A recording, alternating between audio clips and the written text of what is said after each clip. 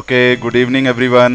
Okay, तो आज मैं आपको मैकेनिक्स के उस पोर्शन से स्टार्ट करवा रहा हूँ जो पोर्शन सबसे पहले हम करते हैं काइनेमैटिक्स, और उसमें भी पर्टिकुलर मैं वो पोर्शन ले रहा हूँ जो आईआईटी एडवांस के पॉइंट ऑफ व्यू से इम्पॉर्टेंट होता है। ठीक है, आप सबने 2 डायमेंशंस पढ़ा हुआ है, मोशन इन 2 डायमेंशंस। तो सबसे पहले मैं स्टार्ट कर रहा हूं एक ऐसे प्रॉब्लम से जिसमें हमको पाथ फाइंड करने को कहा गया है और उससे रिलेटेड कुछ और क्वांटिटीज फाइंड आउट करना है। ठीक है, एक पर्टिकुलर कैटेगरी ऑफ क्वेश्चंस होता है जिसमें हमको पाथ फाइंड करना होता है। तो जो इसमें हमारा अप्रोच होता है वो ये होता है कि x और y अगर as a function of time दिया हुआ है तो एनी हाउ हमको टाइम को एलिमिनेट करके x और y को रिलेट करना है। ठीक है, तो सबसे पहले मैं एक क्वेश्चन ले रहा हूं, मैं चाहता हूं आप उस क्वेश्चन को अच्छे से पढ़ें। Okay, this question says that coordinates of a particle moving in yz plane. ठीक है, नॉर्मली xy प्लेन होता है। The particle is moving in yz plane and is given by y equal to 5 cos 2t and z equal to 2 sin 2t। ठीक है, ये हमको y और z as a function of time दिया हुआ है और इसके बाद कुछ ऑप्शंस दिए हुए हैं। ठीक है, the first option is you have equation of path. ठीक है, ये फाइंड करना है। इसके बाद सेकेंड ऑप्शन में आपको r और v कब कब परपेंडिकुलर होंगे ये बताना है। थर्ड ऑप्शन में एक्सेलेरेशन और वेलोसिटी ये कब कब परपेंडिकुलर होंगे ये बताना है। और फोर्थ ऑप्शन में आपको ये चेक करके बताना है कि एक्सेलेरेशन किसी एक फिक्स पॉइंट की तरफ डायरेक्टेड है या नहीं। तो फर्स्ट पार्ट जो है इसमें आपको sine square theta plus cos square theta equal to 1 वाली आइडेंटिटी को यूज करना है। ठीक है, so please tell me what is the semi major and semi minor axis of this elliptical path. अगर मैं yz प्लेन ऐसे बनाता हूं, ठीक है, so let's say this is y and this is z। तो मुझे बताओ y में मैक्सिमम और मिनिमम कोऑर्डिनेट क्या होगा और z में मैक्सिमम और मिनिमम कोऑर्डिनेट क्या होगा। इसको कैसे करोगे, ये हमको दिया हुआ है। तो यहां से पहले लिखेंगे हम cos 2t equal to y by 5, sin 2t equal to z by 2। ठीक है, अब आइडेंटिटी यूज करो, cos square plus sine square equal to 1, so this will be y square upon 25 plus z square upon 4 equal to 1। तो देखो इसको अगर तुम simplify करोगे तो यही आ जाएगा, फर्स्ट ऑप्शन आ जाएगा। ठीक है, ये हो जाएगा। ठीक है, सेमी मेजर एक्सिस इज 5 और सेमी माइनर इज 2 और z जो है वो मेजर है। कैसे पता चला z मेजर है? z को किस किस पॉइंट पे कट करेगा ये एलिप्स, कैसे निकालोगे? उसके लिए क्या करना होगा, y का वैल्यू 0 पुट करना होगा। So when you put y equal to 0 तो z equal to plus minus क्या आएगा, 5 आएगा, 2 आएगा, प्लस माइनस 2 आएगा। Maximum and minimum y is plus and minus 5, बिल्कुल ठीक है। तो इनफैक्ट y के ऊपर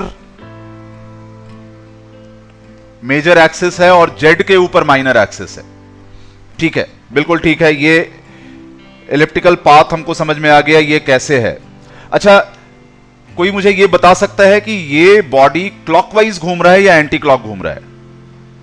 ये भी पूछा हुआ हो सकता था। Is the particle moving clockwise और एंटी क्लॉकवाइज? सबसे पहले t इक्वल टू 0 पे देखो बॉडी कहां पे है। So this is t equal to 0। और इसके बाद देखना है कि t को अगर हम इंक्रीज करेंगे तो y का वैल्यू पॉजिटिव होगा या नेगेटिव होगा, यह देखना है। ठीक है, एक सेकेंड, शायद मैंने उल्टा लिख दिया। t इक्वल टू 0 पे z 0 है, t इक्वल टू 0 पे z 0 है और y का वैल्यू 5 है। ठीक है, it's here, this is t equal to 0। तो अब इसके बाद आपको देखना है कि t ग्रेटर देन 0 के लिए जो z कोऑर्डिनेट होगा वो पॉजिटिव होगा या नेगेटिव होगा। जैसे t इंक्रीज होगा तो तुम देखो ये जो z है ये पॉजिटिव साइड में जाएगा, ऐसे जाएगा, तो that means the motion is anti clock. ठीक है, ये क्वेश्चन में पूछा नहीं है बट ये हमसे पूछा जा सकता है। अब ये बहुत आसान है, now you can very easily find out B, C and D।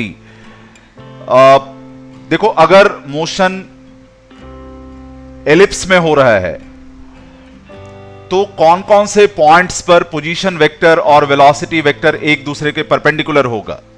Obviously जो मैक्सिमा और मिनिमा एक्सट्रीम पॉइंट्स है y और z के ऊपर, वहां पे जो r होगा और v होगा वो एक दूसरे के परपेंडिकुलर होगा। ठीक है, सो दिस इज r, यहां पे देखोगे r v। ठीक है, दिस इज r, ऐसे। इसका बताओ टाइम पीरियड ऑफ रिवॉल्यूशन क्या होगा, एक साइकिल कंप्लीट होने में टाइम कितना लगेगा। यहां कहीं से तुम ओमेगा निकाल लो, सो ओमेगा इज 2। ठीक है, इफ ओमेगा इज 2 तो इसका मतलब 2 पाई बाई t इज 2। ठीक है, सो t इज इक्वल टू पाई। तो एक पूरा चक्कर लगाने में इसमें पाई टाइम लगेगा। तो जैसे इसमें मोशन यहां से स्टार्ट हुआ है तो नेक्स्ट टाइम वेलोसिटी और पोजीशन वेक्टर को परपेंडिकुलर यहां पे होना है। This will B quarter of the time, so this will B pi by 4। So second is also correct. ठीक है, थर्ड करेक्ट है या नहीं। पहले एक्सेलेरेशन निकालो, एक्सेलेरेशन कितना होगा, एक्सेलेरेशन कितना होगा, क्योंकि फोर्थ को हमको चेक करना है कि ये एक फिक्स पॉइंट की तरफ डायरेक्टेड है या नहीं। We know r, so we have to find acceleration। r का वैल्यू क्या है, r है 5 cos 2t j cap plus 2 sin 2t k cap. This is r। Acceleration का एक्सप्रेशन बताओ। How will you find acceleration, differentiate twice with respect to time. एक बार differentiate करोगे velocity आएगा, दूसरी बार डिफरेंशिएट करोगे एक्सेलेरेशन आएगा। वी विल डिफरेंशिएट, तो डिफरेंशिएट करके बताओ ना कि r और a ये दोनों क्या एक दूसरे के ऑपोजिट है। देखो हमने SHM में ये देखा है कि साइन या कोसाइन फंक्शन अगर हो तो r और a एक दूसरे के ऑपोजिट होता है। तो यहां पे हमको एक इंट्यूशन था कि ऐसे होगा, है ना। एक्सेलेरेशन ये r के ऑपोजिट होगा, तो जरा करके देखो। एक्सेलेरेशन को देखना माइनस ओमेगा स्क्वायर r, ये आ रहा है या नहीं आ रहा है, -4r ऐसा आना चाहिए। पूरे को डिफरेंशिएट करना है, इस पूरे को डिफरेंशिएट करना है। बट देखो ना, जो एक्सेलेरेशन है वो तो हमेशा ओरिजिन की तरफ डायरेक्टेड है, तो फिर d इनकरेक्ट तो नहीं होना चाहिए। अगर ये चीज है a equal to -4r, so that means d is also correct, क्योंकि एक्सेलेरेशन हमेशा ओरिजिन की तरफ डायरेक्टेड है। और c कैसे करोगे, a और v ये भी फिर एक दूसरे के परपेंडिकुलर कहां कहां पे होंगे, y और z के एक्सट्रीम पे होंगे। सो that means c is also correct. तो इसका मतलब चारों ऑप्शंस करेक्ट हैं, a, b, c और d चारों ऑप्शंस करेक्ट है। ठीक है, Let us move to the next problem. Okay, so let us move on to this next problem. देखो ये लिखा है a balloon starts rising from the surface of the earth. The ascension rate is constant. ठीक है, मतलब इसके ऊपर rise करने का रेट जो है ये कांस्टेंट है and equal to v naught. Due to the wind, the balloon gathers horizontal velocity component vx equal to ay. अब ये हमको दिया हुआ है, ठीक है, x में जो वेलोसिटी है विंड की वजह से, that is given as vx equal to ay, और vy जो है ये हमको दिया हुआ है v naught और ये कांस्टेंट है, ठीक है। तो rather than giving x and y हमको vx और vy दिया हुआ है, तो इससे हम x एंड y निकाल सकते हैं। क्या करोगे इसको निकालने के लिए? vx vy से अगर मुझे x एंड y निकालना है तो हम क्या करें? वेलोसिटी से पोजीशन निकालना है या कोऑर्डिनेट निकालना है तो क्या करना है? Differentiation, integration. कैसे करोगे? इसको इंटीग्रेट करना है, ठीक है। तो पहले इसको इंटीग्रेट कर लो तो y निकल आएगा, ठीक है। फिर इसको हम इधर पुट कर सकते हैं, y हमको चाहिए, तो जल्दी से बता दो तो y as a function of time कितना होगा। और ये हम एज्यूम कर लेते हैं कि at t equal to 0 x is 0 and y 0, ठीक है। जहां से मोशन स्टार्ट हुआ वही ओरिजिन था, ये हम एज्यूम कर लेते हैं, ठीक है। y क्या हो जाएगा? y will be equal to v naught into t, simple, ठीक है। t टाइम में कांस्टेंट स्पीड से v नॉट टी इतने हाइट तक जाएगा, इसको इधर पुट कर देते हैं। So this will be a v naught t, this is dx by dt। तो x क्या हो जाएगा? This will be a v naught t square by 2। चलो अब इसको रिलेट कर दो। इसको रिलेट करके आपको बताना है x as a function of y, ये क्या होगा ये बताना है, ठीक है। यहां से t पुट कर दो, ठीक है, t सब्स्टिट्यूट कर दो, t is y upon v naught. So this will give you x equal to a y square upon 2v naught. तो ये फर्स्ट तो आ गया, हमारा जो फर्स्ट पार्ट है ये आ गया। ये शेप कैसा होगा? पाथ का शेप कैसा होगा? ये x है, ये y है, मोशन यहां से स्टार्ट हुआ, तो इसका पाथ बताना है कैसा होगा, हॉरिजॉन्टल पैराबोला। ओके, अब मुझे इसमें बताना है किसी भी x y कोऑर्डिनेट पे टोटल एक्सेलेरेशन कितना होगा, टेंजेंशियल एक्सेलेरेशन कितना होगा और नॉर्मल एक्सेलेरेशन कितना होगा। आप सबको पता है टेंजेंशियल और नॉर्मल एक्सेलेरेशन कैसे निकालते हैं। What is the concept of tangential and normal acceleration? Tangential acceleration is the component of acceleration along velocity या अलोंग द पाथ, और जो नॉर्मल होता है वो परपेंडिकुलर टू पाथ होता है। तो जैसे बॉडी अगर यहां पे है, ये इसकी वेलोसिटी है, तो ये इसका टेंजेंशियल एक्सेलेरेशन होगा at और ये इसका नॉर्मल एक्सेलेरेशन होगा an, ठीक है। और net acceleration is somewhat like this. Net acceleration is like this. See, this is acceleration, total acceleration. तो अगर ये एंगल थीटा है तो टेंजेंशियल एक्सेलेरेशन को तुम क्या लिखोगे? Tangential acceleration at will be a cos theta. This can be written as a dot v upon v. यहां पे बताना जरा सा a क्या है? a क्या है? और v क्या है, v तो वी नो, बट यहां पे ना हमको टाइम के टर्म्स में नहीं बताना, यहां पे हमको बताना है y के टर्म्स में बताना है, ठीक है, as a function of y बताना है। क्वेश्चन में हमसे ये पूछा हुआ, तो v equal to this is ay i cap plus v naught j cap, ठीक है। तो एक्सेलेरेशन हो जाएगा dv upon dt, dv upon dt। चलो तो एक्सेलेरेशन बताना क्या हो जाएगा, तो यहां से बताना ये क्या हो जाएगा, a dy by D T, so this is a vy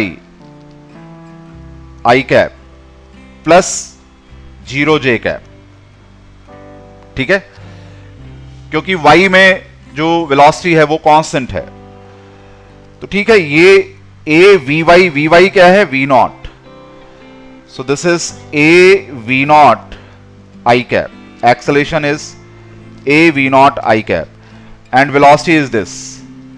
Just find out tangential acceleration using this formula. You know dot product. Total acceleration तो ये है, at निकालना है तो a dot v, इसके साथ प्रोडक्ट डॉट प्रोडक्ट निकाल दो, तो a v naught y divided by root of a square y square plus v naught square. So this is at. This is tangential acceleration. ठीक है, समझ में आया ये? And how will you find out normal acceleration in this case? an कैसे लिखोगे? And why can't we write this as a square minus at square? This will be much easier. Isn't it? ऐसे निकाल लो, Pythagoras से निकाल लो, आसान है। देखो, है तो ये राइट एंगल ट्रायंगल ही है ना, ठीक है, पाइथागोरस से निकाल लेंगे। मेरे दिमाग में एक क्वेश्चन आया कि how will you write a t vector, how will you write a t vector. हमने मैग्नीट्यूड निकाला है एटी का, we want a t in vector form, कैसे निकालोगे? पर्टिकुलर इस y पे निकालना है या as a function of y निकालना है? ये भी तो हमने as a function of y ही निकाला है ना। देखो, मैग्नीट्यूड हमारे पास है ऑलरेडी, डायरेक्शन क्या हो जाएगा, direction will be direction of velocity, तो वेलोसिटी का यूनिट वेक्टर निकाल लो और उसको 80 मैग्नीट्यूड से मल्टीप्लाई कर दो, ठीक है।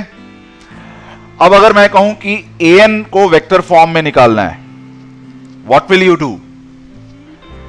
an को वेक्टर फॉर्म में निकालना है, क्या करोगे?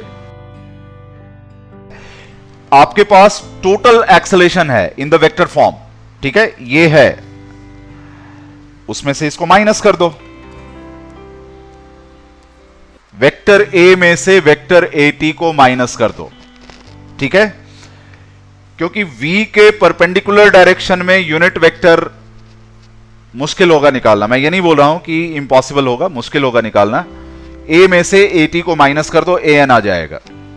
ओके, एक और क्वेश्चन मैंने इरोडोव से ही उठाया है, तो ये देख लो, जस्ट नेक्स्ट क्वेश्चन है, इसको होपफुली आप बहुत आसानी से फाइंड कर सकते हैं सारे लोग, ये थोड़ा सिंपल है। ओके, ये क्वेश्चन मैं पढ़ देता हूं। Particle moves in the plane x y with velocity v equal to ai plus bx j cap, where I and j are unit vectors of x and y axis and a and b are constants. At the initial moment of time, the particle was located at point x equal to y equal to 0. ये आसान है, कैसे करोगे? vx is a and vy is bx.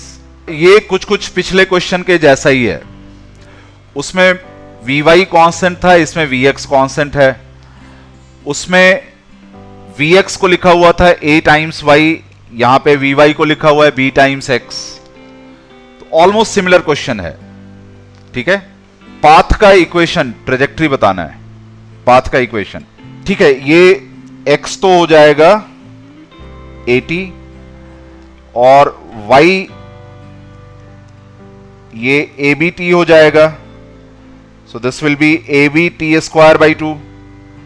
तो यहां से t का value इधर पुट कर दो, y is AB by 2 into t square की जगह पे लिखेंगे हम x square by a square, so this will be bx square upon 2a, y is bx square upon 2a। ठीक है, तो ये y equal to bx square upon 2a, ये पाथ आ गया। ठीक है, अब रेडियस ऑफ कर्वेचर निकालना है। अच्छा देखो, अब रेडियस ऑफ कर्वेचर निकालने के लिए या तो पिछले वाले प्रॉब्लम में जैसे an निकाला था वो निकाल लो, ठीक है, और फिर an को लिख दो v square upon r, so r equal to v square upon an।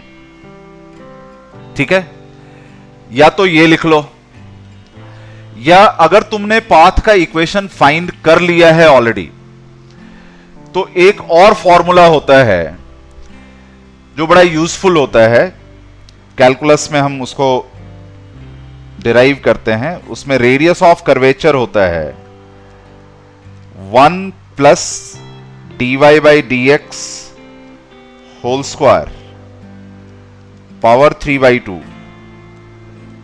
Upon d2y upon dx square. ठीक है, इसको यूज करके अभी फाइंड आउट करके बताओ मुझे रेडियस ऑफ कर्वेचर कितना होगा। ओके, dy बाई dx पहले निकालो, dy बाई dx ये हो जाएगा bx upon a,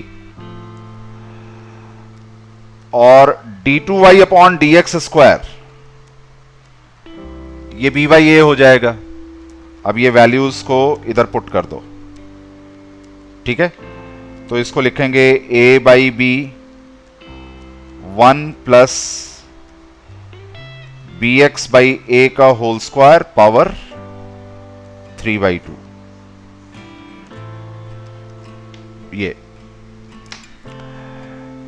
can you tell me origin पे रेडियस ऑफ कर्वेचर क्या होगा इसका? और अगर मैं तुमसे पूछूं if mass of the body is m, what is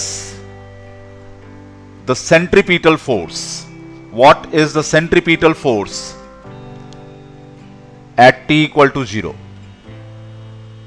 exactly start of the motion पे सेंट्रीपिटल फोर्स क्या है?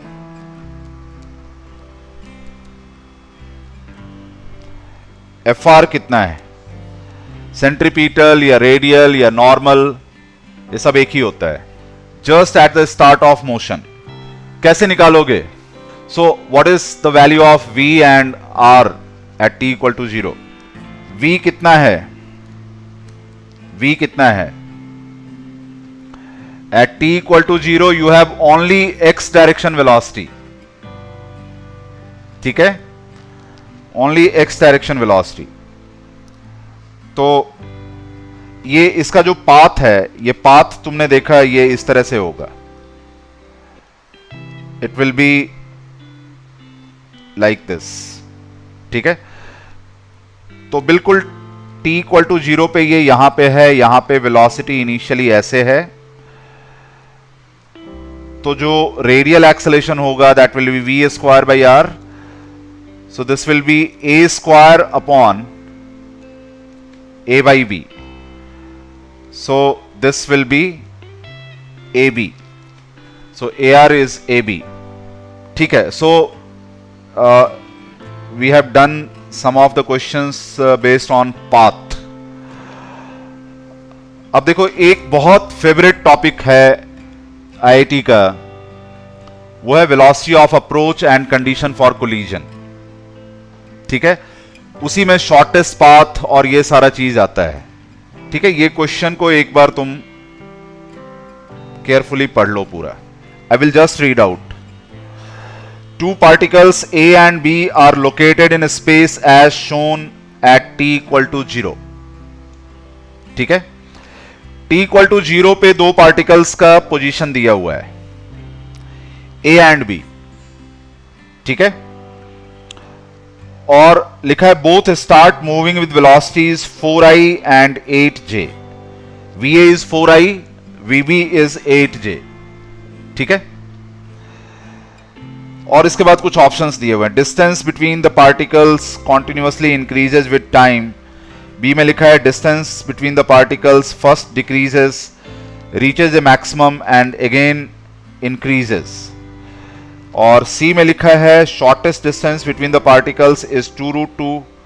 डी में लिखा है particles are closest at t equal to 1/10 second.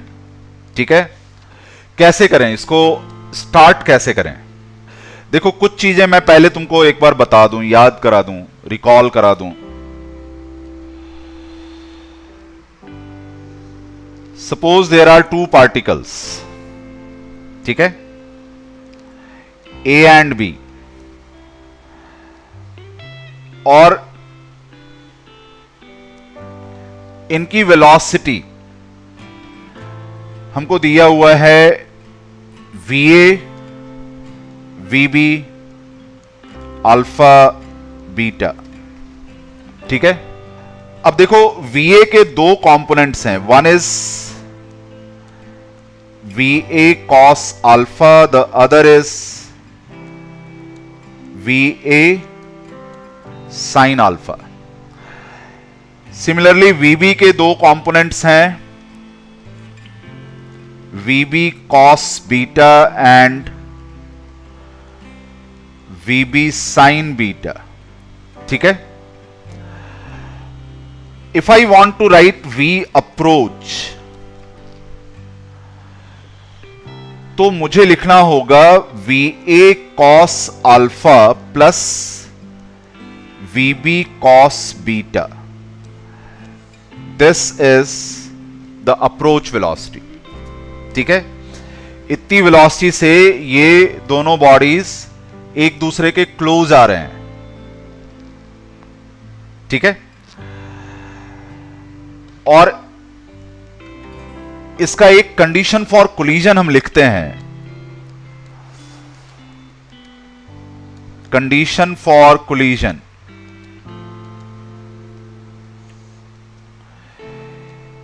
ये होता है VA sin alpha is equal to VB sin beta. ठीक है, अगर ऐसा रिलेशन होगा तो दैट मींस इस डायरेक्शन में दोनों बॉडीज इक्वली मूव कर रहे हैं, तो कहीं ना कहीं जाकर के फिर ये आपस में टकरा जाएंगे, बिकॉज वाई डायरेक्शन में दोनों का डिस्प्लेसमेंट फिर इक्वल होगा.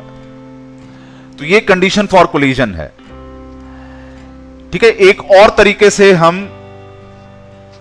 मोशन एक बॉडी का दूसरे बॉडी के रेस्पेक्ट में पता कर सकते हैं कि ये आपस में कोलाइड करेंगे या नहीं करेंगे, या इनके बीच का डिस्टेंस इंक्रीज होगा, डिक्रीज, ये सारी चीज तुम फाइंड कर सकते हो. ठीक है, देखो क्या करना है इसमें. हमेशा ऑलवेज एक बॉडी को ऑब्जर्वर बना दो. अगर तुमको ये डिसाइड करना है कि डिस्टेंस इंक्रीज होगा, डिक्रीज होगा, कोलिजन होगा या नहीं होगा, एक बॉडी को ऑब्जर्वर बना दो और दूसरे बॉडी का मोशन देखो उसके बाद क्या होगा. तो जैसे यहां पर हम एक बॉडी को किसी को भी ऑब्जर्वर बना सकते हैं, ए और बी में से किसी को भी ऑब्जर्वर बना दो और दूसरे बॉडी का मोशन देखो. ठीक है, तो मैं अब यही करने वाला हूं, यहां पर मैं यही करने वाला हूं. I just make this body B observer. ठीक है, ये हमारा बॉडी बी जो है ये ऑब्जर्वर है और हमारा बॉडी ए जो है वो यहां पे है. ठीक है, तुम देख सकते हो इसका कोऑर्डिनेट दिया हुआ है -2, -2. ठीक है, थर्ड क्वाड्रेंट में. अब कैसे फाइंड करें कि बी के रिस्पेक्ट में ए किधर जाएगा, तो velocity of A with respect to B ये फाइंड करना है. So you have to find V A minus V B. ठीक है, वेक्टर फॉर्म में. अच्छा, हमको दिया हुआ है वी ए इज 4i. ठीक है, V A is 4i. This is 4i. और वीबी दिया हुआ है 8j. तो वीबी का डायरेक्शन इधर है. This is 8j. मुझे इसको माइनस करना है. तो माइनस करने के लिए यहां पर मैं इसको -8j करके ऐड कर दूंगा 4i में. तो अभी देखो ये फिर इधर चला जाएगा. This is velocity of A with respect to B. Can we decide कि ये बी के पास आएगा या बी से दूर जाएगा? कैसे करेंगे डिसाइड? ओके, यहां पे हमको ये नहीं पता कि दोनों बॉडीज पास आ रहे हैं या दूर जा रहे हैं. तो इसमें हमको ये चीज फाइंड करना होगा कि डिस्टेंस इनके बीच का इंक्रीज हो रहा है, डिक्रीज हो रहा है. मयंक ने कहा angle is greater than 45 degree. This angle theta, tan theta is 2. So theta is greater than 45 degree. तो इसका मतलब ये वाला जो एंगल है ये ऑब्ट्यूज एंगल है. ठीक है, 90 डिग्री ये होता, this would have been 90 degree. तो ये उससे ज्यादा है एंगल. अगर 90 से कम होता एंगल तो फिर ए बी के क्लोज आता. ठीक है, बट ये 90 से ज्यादा है, इसका मतलब ए बी से दूर जाएगा. जो डिस्टेंस है वो इंक्रीज होता जाएगा. ठीक है, तो डिस्टेंस अगर इंक्रीज होता जाएगा तो बी ऑप्शन तो गलत हो जाएगा. ठीक है, so first option is correct. First option is correct. Distance will go on increasing. ठीक है, यहां पे बी को हमने रेस्ट में बिठा दिया. अब मोशन ऐसे हो रहा है. ठीक है, ए का मोशन ऐसे हो रहा है. तो लगातार बी से डिस्टेंस इसका क्या है, बढ़ता जाएगा. तो शॉर्टेस्ट डिस्टेंस कहां पे है? बिल्कुल बिगिनिंग में है. और वो कितना है? वो यही है. This is 2√2. तो पूरे मोशन में जो शॉर्टेस्ट डिस्टेंस है दैट इज 2√2. ठीक है, तो ऑप्शन सी करेक्ट है. अच्छा, मुझे बताओ, अगर मुझे कभी ये चेक करना हो कि ए जाके बी को हिट करेगा या नहीं, उसमें कंडीशन क्या होगा? ए बी को हिट करेगा क्या, इसमें क्या कंडीशन होगा? इसी कॉन्सेप्ट के बेसिस पे बताना है. इसके लिए आपको यह देखना होगा कि जो VAB है, मतलब ए फिर बी की तरफ जाता हुआ दिखना चाहिए. VAB इधर होना चाहिए. अगर ऐसा होता है तो फिर ए बी को हिट कर देगा. So that means VAB and RBA are in the same direction. This is condition for collision. This is condition for collision. ठीक है, तो एक ये कंडीशन भी लिख लेना. एक जो पहले आपको ऊपर बताया ये वाला भी कंडीशन है और एक दूसरा ये भी है. ठीक है, ये दोनों को अच्छी तरह से नोट करके रखो और इसके हेल्प से हम बता सकते हैं कि कोलिजन होगा या नहीं होगा. ठीक है, तो एक्चुअली क्या करना है ना कि VAB और RBA इनके डायरेक्शन कोसाइंस आर सेम. ठीक है, मतलब जैसे VAB है, this is VXI plus VYJ, और RBA है, this is XI plus YJ. Then क्या होना चाहिए condition? Then condition is y by x is equal to v y upon v x, ये कंडीशन होना चाहिए। ठीक है, y by x is v y upon v x. ठीक है, ये देख लो, इसमें तो ए और सी आंसर हो गया। इसके बेसिस पे फटाफट ये क्वेश्चन कर दो। ठीक है, ये जो क्वेश्चन है वो बिल्कुल अभी आपको जो बताया कंडीशन फॉर कोलिजन उसके बेसिस पे है। And this is the last question which we are going to do today. मैं क्वेश्चन पढ़ भी देता हूं। An enemy helicopter moving at an altitude of 300 metre drops a bomb with velocity 10i minus 10j. An anti-bomb unit watches this and fires a missile exactly at the instant of dropping of bomb to destroy the bomb before it hits the ground. They fire the missile at a speed of 20 root 2 meter per second, making an angle pi by n. n is an integer और वही find करना है आपको, n का value find करना है। तो approach वही है, आपको ये करना है velocity of A with respect to B and R B A have same direction cosines. ठीक है, एन का वैल्यू बता देना है बस। सबने निकाला वी ए बी क्या होगा? देखो ये लिखा जाएगा 20 रूट 2 कॉस थीटा और minus 10 I cap plus 20 root 2 sine theta plus 10 J cap. ठीक है, और आर बी ए ये हो जाएगा 100 आई कैप प्लस 300 जे कैप। तो अब कर लो, डायरेक्शन कोसाइन निकाल लो। ठीक है, तुम क्या लिखोगे? 20 root 2 sine theta plus 10 upon 20 root 2 cos theta minus 10 is equal to 3। तो देख लो, बिल्कुल ठीक है। थीटा इक्वल टू आ जाएगा 45 degree. Theta equal to 45 degree, बिल्कुल ठीक है। ठीक है, तो ये अप्रोच वेलोसिटी, कोलिजन का कंडीशन और ये सब शॉर्टेस्ट डिस्टेंस, इनको आप बहुत अच्छे से करना। आईआईटी का बहुत फेवरेट टॉपिक है।